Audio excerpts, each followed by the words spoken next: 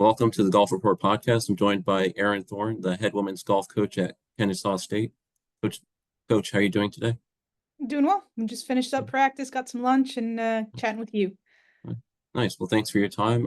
As you mentioned, you just got done with practice and your season is beginning, in a few weeks. Your season begins September 9th, at New Mexico's tournament. So, what do you see for your team this season, as you begin in a few weeks? And, what are you looking forward to most, this upcoming season? Yeah, I mean, we're a very young team. We've got four freshmen, so hopefully I've done a good job of recruiting and brought in, people that can come in and shoot those good scores that are our four seniors that graduated last year.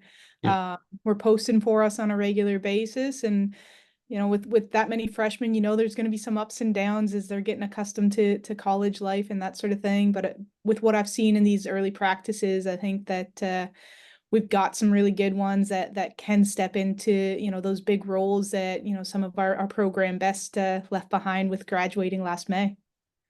Yeah, as you mentioned, you have a young team this season. Yeah, on your roster, you have only one junior, and the rest are freshmen and sophomores. You lost four players last season. Just, how do you think it will be, losing these four players? And then, how will it be, having such a young team this season, with only one junior and then the rest freshmen and sophomores? How do you think that will be? Yeah, obviously, again, just referenced how impactful those four seniors were last year in the record books. Obviously, relied on them heavily to achieve the things that we did last year, and finishing out Yeah. our time in the ASUN as champions and that sort of thing. But again, with what I've seen in the early stages, that we've got four freshmen that they might not do it at the same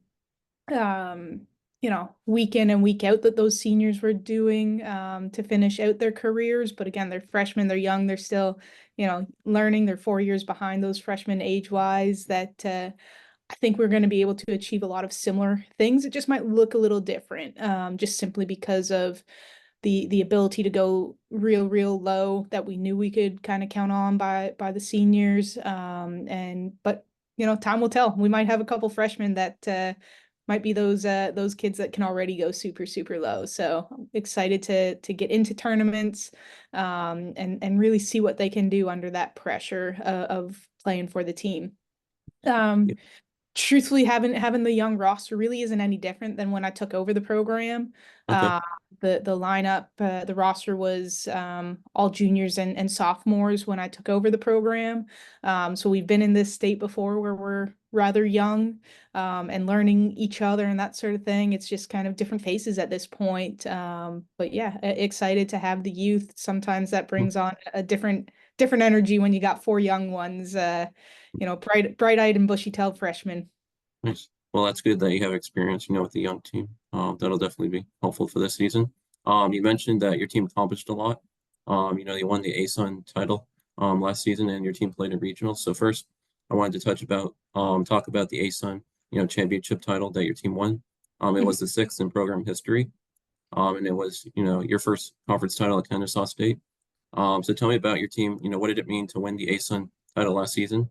And your team won by two. They started the final round, five behind Lipscomb. And I've talked with Shannon, the Lipscomb coach. So, just tell me about, what was it like to win this conference title last year, and what was it like for your team to come back, from starting the final round, five behind Lipscomb. Yeah, so I mean, always great to close it off. Each of my 3 years, we've always been in the hunt for that title. My first year here, we were doing a great job closing the gap on North Florida, and just kind of ran out of holes at that event to come in second. And then the year prior, when Lipscomb won it, we actually had the lead as our number fives were standing on 16, and unfortunately we couldn't hold on. So I think that probably provided a little bit of extra motivation for our seniors of having been that close the year prior to really kind of dig down deep that final round and not have their careers come to an end at that point. They really wanted to play regionals. Even for those seniors in particular, they won the conference championship before I got hired, and then they went off to the regional site at LSU that, not a single shot was hit. So they still, as seniors, even though they had gone to regionals, not played in regionals. So to actually get to play in regionals, I knew meant a lot to them, having had that previous experience. So yeah, it was, they dug down deep. They did great to, use the experience from the year before where we didn't close out the championship to really kind of be able to do it and get the job done this past year. Yes. And how was the experience? Your team got to play in regionals, how was the experience for your team, getting to play in regionals last season? Yeah, it was great. I mean, to continue Mhm. to play in postseason is something that every program I think is aspiring to. We definitely are, and we've got bigger goals than just playing at regionals. We want to be one of those teams that advances on Yeah. to the national championship. But yeah, just getting a chance to actually play it for those four seniors that had that unfortunate experience as freshmen. To play was a great way for them to close off their careers. We definitely were at the most challenging regional site over at Auburn. It's one tough track, and they did great. We were able to kind of recognize that we definitely don't have to just be happy to be at regionals. We've got the caliber of kids and everything at our disposal to be one of those teams that contends for one of those spots that, you Mhm. know, moves on to the national championship. So one tournament, I wanted to touch on, you host a home tournament in March, at Pine Tree Country Club. So tell me about Pine Tree Country Club, and for you, what's it like? You have your head coaching duties, with your team, and then that week you're also, tournament host. So what's it like for you being both tournament host and, head coach that week? Yeah, I mean, to me, there's no real difference. I've Okay. kind of always believed that we get done with the hosting duties through the practice round, and then we rely on our sport information staff to take care of that kind of side of things so that can be coaching. Last year was a little bit different. We had some pretty major storms roll through on Tuesday, and so we were just trying to be super optimistic of actually getting to play that final round, but we pretty well knew it was going to take a miracle for that to happen. So I was standing with our athletic trainer for really all the morning and just checking the lightning detection systems to make the right call to keep everybody safe. But when we don't have weather issues, it's just a normal week. Yeah, leading into it might be longer work days and that sort of thing, getting everything prepared. But once that first T-ball goes out for the actual tournament, it's just coaching. And we rely on our staff to provide that support, which they do a great job on. But yeah, it's always fun to host an event. Um, Pine Tree being right next to campus, we don't necessarily get to play it as much. The men practice out there. So it presents a really great challenge for our team as well, from everybody getting to play in the event. And then it gives us a chance to have one of the local businesses that's always been a huge supporter of our program, but also of the athletic department, Hensler Financial, come on and support in a big way to provide a great experience for the entire field. We put a concert on to start off on the Saturday that teams are arriving, and yeah, so it's not just about the golf, but also a great experience. It's great to hear that there's no difference for when, you host a tournament in March. That's great. So Coach, you came to Kennesaw State from Wingate University. So can you tell me about your time at Wingate and, just what drew you, to become a college coach? Yeah, so I spent 7 years at Wingate, the first Okay. six with the women's golf program, and the last one was with both the men's and the women's program after COVID. So it was a very short kind of time frame of doing both, especially with only playing in the spring semester for that year. But yeah, the women's, it was awesome to take over that program and already be a pretty successful program, kind of like Kennesaw, and be able to make some big moves and achieve some things. We were breaking records on a regular basis, winning conference championship by a landslide the one year, getting kids or the team to regionals once we broke through that barrier every single year. So we did a lot of great things there from a golf standpoint, especially on the women's side, having more years with them. So So Coach, you grew up in Canada. I'm always interested to know for people who grew up in Canada, how they got into golf because, the weather there, especially in the winter, is not, conducive to playing.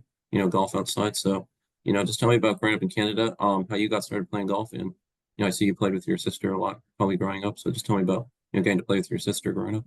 Yeah. So I've got an older sister, younger brother, Mhm. and my parents have been golfing. It goes back my grandma Thorne from Scotland, bringing it over, and then my dad getting Okay. introduced to it and that sort of thing. Mhm. So it was really just a family affair. We'd go out late in the evenings as a fivesome and get started that way. We were very fortunate to grow up at a junior friendly golf course.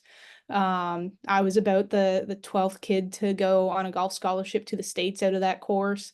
And we've now got three Division I head coaches out of that golf course. So there was a lot of great kind of kids older than me growing up that are now adults older than me growing up that I could look up to and aspired to what they were doing.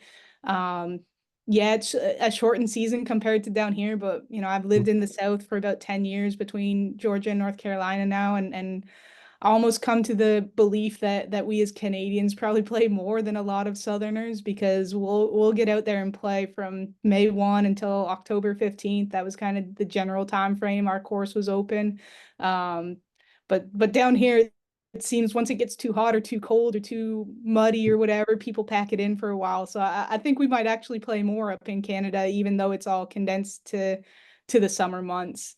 But yeah, that's kind of how we got started playing with family and you know having a great time out on the golf course. Yeah, that's great to hear how, you try not to let, growing up in Canada, you tried not to let, the weather hinder you too much. You Yeah. tried to play golf as much as you could, so that's great. Coach, you played at Western Michigan, for 4 years. I mean, just did to know, how did you, being from Canada, how did you end up at Western Michigan? How was your time playing at Western Michigan? Yeah. So again, just already having known the recruiting process through, the kids that were older than I was. We were really fortunate as well. The junior tour, the interclub events that we had. If you were the top 16-year-old your year, you got a prize patch from College Prospects of America, and I happened to win it that year, and that really kind of helped get my resume out all over the states and that sort of thing. So between those two things, I think that was really what allowed me to find Western Michigan. And just I still remember and use the story often when I'm recruiting kids. If I went on my unofficial visit and as my dad and I were leaving campus, I'm like, Dad, I'm coming here. And he was like, just relax. You've seen this campus and your sisters at this point. There's more to this process, but it just felt really comfortable. Got along with coach really, really well, and just could see myself being able to play on a regular basis with who was already at that school at the time, and that's what happened. I actually never missed a tournament. I only played one event as a freshman. As an individual, I was in the lineup for like 99.9% of the events that I had a chance to play in, which was pretty awesome to achieve that. Never miss a tournament. Yeah, it's great to hear that, you felt comfortable at Western Michigan, because I'm sure, being from Canada and going to, college in the US, going to school in a different country could probably be very difficult. So it's great to hear that you just, felt comfortable at Western Michigan. Yeah. So Coach, you played professionally on several tours, beginning in 2007. But just tell me, how was your time playing professionally, starting in, 2007? Yeah, obviously we know from an economic standpoint what was going on in the world, and so it was probably one of the most challenging times to try to chase down the dream. We know how expensive it is anyways, but we had the economic issues within North America, and then that meant that the LPGA for the first time was really starting to take tournaments worldwide. And at the time, there was a lot of Americans that weren't quite ready to do that. So there was a mini tour event that I was actually paired with Paula Creamer. Okay. And I vividly remember being like kind of fangirling and watching her the first 9 holes and not playing great, and then realizing we're playing for the same prize prize money, right? So I got to get back to focusing on my game and that sort of thing. So it was really challenging to really kind of see could I make it? Because even just the mini tour events, we were seeing a lot of LPGA players that were just waiting for the tour to come back. And so gave it 3 years, didn't see enough improvement in my game to warrant kind of moving forward, and kind of the neat thing that I've learned through conversations with other coaches now, that 3 years is really kind of the mark, especially on the women's side, that you should give yourself. If you haven't kind of cracked it, the likelihood is you aren't. So I guess intuitively, I knew that 3 years was the right time frame to really take stock and see, are we making that progress? But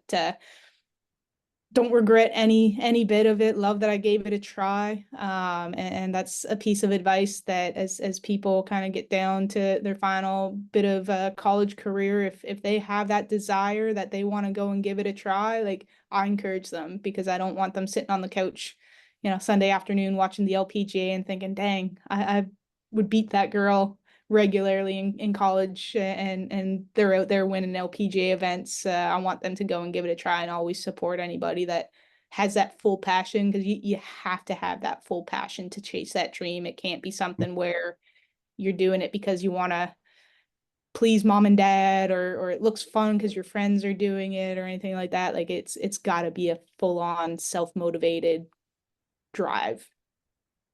Well, playing with Paula Kramer in a mini tour event, that was probably an incredible experience, one you'll remember Mhm. for a while. So that's great. So finally, Coach, you've been at, Kennesaw State since 2021. What do you enjoy most about being a college coach? And, how has your time been, at Kennesaw State since 2021? Yeah, I mean, I think, the biggest enjoyment is seeing that growth of people from, the recruiting stage to when they graduate from school and head off to whatever the next stage is of their life, be it chasing the tour, or, getting into their careers, that sort of thing, and just seeing how the people grow academically, athletically, within their community, within the team, those types of things. So just that growth is kind of the really neat thing to sit back and take that bird's eye view on. From Kennesaw, I've enjoyed the first 3 years, and excited about the next phase of it as we move forward, and keep trying to set new records as a team, achieve new things. We've got a blank board in our indoor area because we've never sent an individual or a team to the national championship. And I really hope that our team kind of looks at that as a motivator, being part of that first, or be the first individual to make it to the national championship, and hopefully that's in the not too distant future.